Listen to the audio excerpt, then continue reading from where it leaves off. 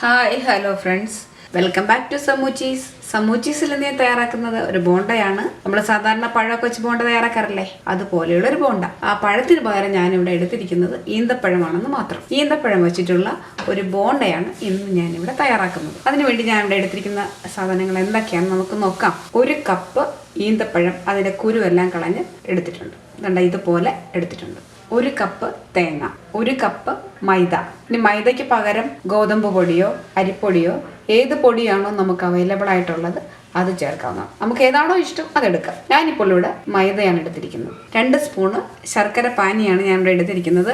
ഞാനിത് കുഴച്ചെടുക്കുമ്പോഴത്തേനും ഈ ഈന്തപ്പഴവും തേങ്ങയും മൈദയൊക്കെ കൂടെ മിക്സ് ചെയ്യുമ്പോഴത്തേനും അതിന് മധുരം പോരാതെ വരുവാണെങ്കിൽ മാത്രമേ ഞാൻ ഈ ശർക്കര പാനി അതിനകത്തേക്ക് ചേർത്ത് കൊടുക്കത്തുള്ളൂ.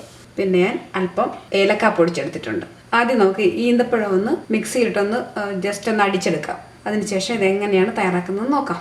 ഈന്തപ്പഴം ഞാൻ ഇതുപോലെ മിക്സിയിലിട്ട് അടിച്ചെടുത്തിട്ടുണ്ട്. ഇനി ഇതിനകത്തേക്ക് നമുക്ക് എടുത്തു വച്ചിരിക്കുന്ന തേങ്ങ ഇട്ട് കൊടുക്കാം. മൈദ, അല്പം ഏലക്ക പൊടിച്ചത്, പഞ്ചസാര ഇട്ട് പൊടിച്ചെടുത്താകട്ടെ, ഇത് അതിനകത്തേക്ക് ചേർത്ത് കൊടുക്കുക. ഇതെല്ലാം കൂടെ ഇങ്ങനെ നന്നായിട്ട് കുഴയ്ക്കുക. കൈ കൊണ്ട് കുഴച്ചാൽ മതി. ആവശ്യത്തിൻ്റെ ഇത് നന്നായിട്ട് കുഴഞ്ഞ് കിട്ടിയില്ലെങ്കിൽ അല്പം വെള്ളം ചേർത്ത് കൊടുക്കാം കേട്ടോ. ഇതിനകത്ത് ശർക്കരയൊന്നും ചേർക്കേണ്ട ആവശ്യമില്ല. ഇത് നല്ലപോലെ മധുരം കാണും. ഇങ്ങനെ ഇത് എല്ലാം കൂടെ കുഴച്ചെടുക്കുമ്പോൾ ഇതിലേക്ക് അല്പം വെള്ളം ഒഴിച്ചു കൊടുക്കാം കേട്ടോ. നന്നായിട്ട് കുഴഞ്ഞ് കിട്ടണ്ടേ. അല്പം കൂടെ വെള്ളം ചേർക്കാം. ഇത് കുഴച്ചെടുക്കേണ്ട പരുവെന്ന് പറഞ്ഞാൽ ഒന്നെങ്കിൽ ഇത് കുഴച്ചിട്ട് നമ്മൾ കൈ കൊണ്ട് ഇങ്ങനെ നുള്ളിയിടാൻ പറ്റുന്ന പരുവത്തിലെടുക്കുക, അതല്ലെങ്കിൽ അല്പം കൂടെ ലൂസാക്കിയിട്ട് സ്പൂൺ കൊണ്ട് കോരി ഒഴിക്കാൻ പറ്റുന്ന പരുവത്തിലെടുക്കുക. ഈ 2 രീതിയിൽ ഏതെങ്കിലും ഒരു രീതിയിൽ ഇത് കുഴച്ചെടുത്താൽ മതി. ഞാനിപ്പോൾ ഇതൊന്ന് കുഴച്ച് നോക്കട്ടെ. വെള്ളം ഇത്തിരി ചേർക്കാം. ഇത് ഞാൻ ഇതുപോലെ കുഴച്ചെടുത്തിട്ടുണ്ട്. ഇതിനകത്തേക്ക് 1 പിഞ്ച് ഉപ്പ് ചേർത്ത് കൊടുക്കുക കേട്ടോ. അതുപോലെ തന്നെ ഒരു സ്പൂണ് ശർക്കരയും കൂടെ ചേർക്കുന്നുണ്ട്. മധുരം ഉണ്ടെങ്കിൽ അല്പം കൂടെ മധുരം ഇരുന്നോട്ടെന്ന് വിചാരിച്ച് ഞാൻ അല്പം ശർക്കര പാനി ഒഴിച്ചു കൊടുക്കാം. ഇത്രയും മതി, കൂടുതൽ ഒഴിക്കേണ്ട, മധുരം കൂടും. മധുരം കൂടുതൽ ഇഷ്ടമാണെങ്കിൽ കുറച്ചുകൂടി ഒഴിക്കാം, അത് മുഴുവൻ ഒഴിക്കാം കേട്ടോ. ഇങ്ങനെ കുഴച്ചെടുത്താൽ മതി. അപ്പോൾ നമുക്കിത് ഇങ്ങനെ നുള്ളി ഇടാൻ പറ്റുമല്ലോ കൈ കൊണ്ട്. ആ പരുവത്തിൽ കുഴച്ചെടുത്താൽ മതി. അതല്ല ഇനി ലൂസാക്കിയിട്ട് വേണമെന്നുണ്ടെങ്കിൽ നമ്മൾ ഉണ്ണിയപ്പത്തിനൊക്കെ കുഴക്കത്തില്ലേ, അതുപോലെ കുഴച്ചിട്ട് കോരി ഒഴിച്ചു കൊടുത്താൽ മതി. നമുക്കൊരു 10-15 മിനിറ്റ് നേരം കഴിഞ്ഞിട്ട് തയ്യാറാക്കിയെടുക്കാം. എണ്ണ ഇവിടെ ചൂടായിട്ടുണ്ട്. ഞാനിത് ഈ ബോണ്ട തയ്യാറാക്കിയെടുക്കാൻ പോവുകയാണ്.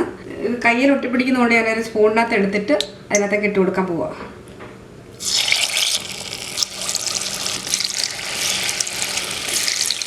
അതൊക്കെ ഒന്ന് ഇളക്കിയിട്ട് കൊടുക്കുക.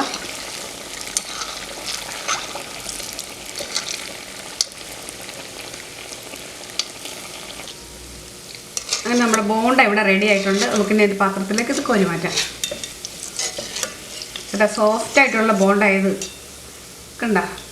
ഇതുപോലെ നമുക്കിനി ബാക്കിയുള്ളതും കൂടെ തയ്യാറാക്കിയെടുക്കാം. ഇതിന് പ്രത്യേകിച്ച് ഷേപ്പൊന്നും വേണമെന്നൊന്നുമില്ല കേട്ടോ. കൈ കൊണ്ട് ഇങ്ങനെ നുള്ളിയിട്ട് കൊടുത്താൽ മതി. ഇഷ്ടമുള്ള ഷേപ്പിൽ ഇട്ട് കൊടുക്കാം. അതല്ലെങ്കിൽ സ്പൂൺ കൊണ്ട് കോരിയിട്ട് കൊടുക്കാം.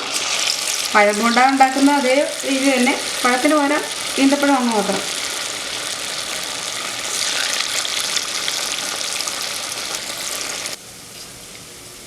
രണ്ടാമത്തെ സെറ്റും ബോണ്ട ഇവിടെ റെഡിയായി. ഞാനിവിടെ ഇത് കോരിയെടുക്കാൻ പോകുകയാണ്. പഴം ബോണ്ടയുടെ പോലെ തന്നെ നല്ല സോഫ്റ്റാണിത്. അതുപോലെ തന്നെ നല്ല ടേസ്റ്റുമാണ്, നല്ല മധുരമുണ്ട്. ഇതിനകത്ത് ഒരു അല്പം പോലും ശർക്കര ചേർക്കേണ്ട, ഈന്തപ്പഴം മാത്രം മതി. അത്രയ്ക്ക് നല്ല ടേസ്റ്റും നല്ല മധുരവുമാണ്. ഈസിയായിട്ട് ചെയ്തെടുക്കാൻ പറ്റും. അതുപോലെ തന്നെ നല്ല ടേസ്റ്റാണ് കേട്ടോ. ഇതന്നെ നിങ്ങൾക്ക് ഇഷ്ടമായാലും ഇതൊന്ന് ട്രൈ ചെയ്ത് നോക്കാം. അടുത്തൊരു പുതിയ റെസിപ്പിയുമായി നമുക്ക് വീണ്ടും കാണാം. താങ്ക്